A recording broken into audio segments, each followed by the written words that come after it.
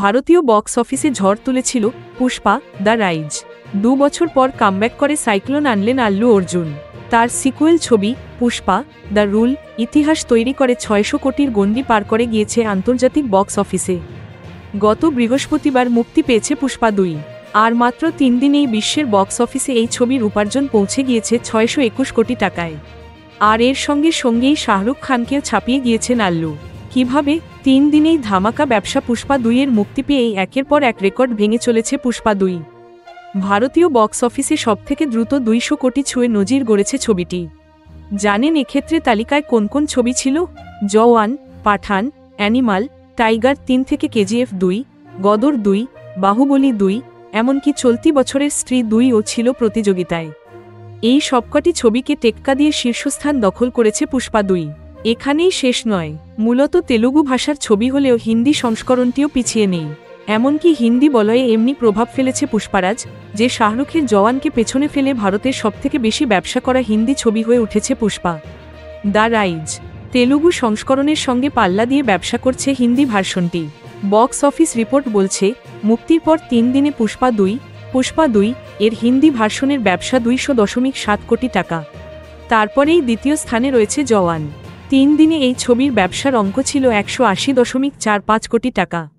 তারপরেই তৃতীয় এবং চতুর্থ স্থানে রয়েছে অ্যানিমাল এবং পাঠান। দুটি ছবির 3 দিনের উপার্জন ছিল যথাক্রমে 176.58 কোটি এবং 161 কোটি টাকা। 144 কোটি টাকা ব্যবসার অঙ্ক নিয়ে 5-এ রয়েছে tiger 3।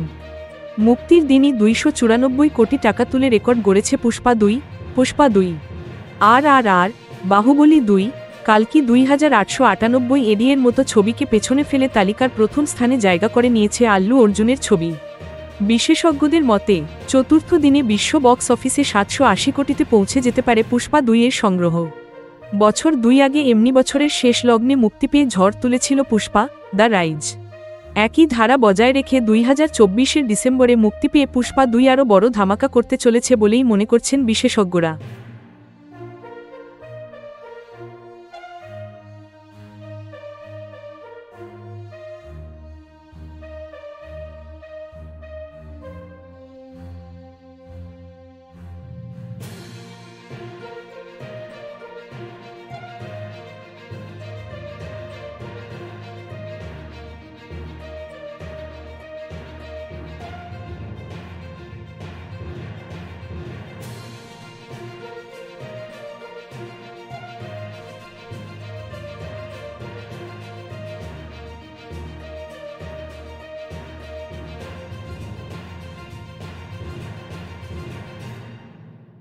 Thank you so much for watching our videos.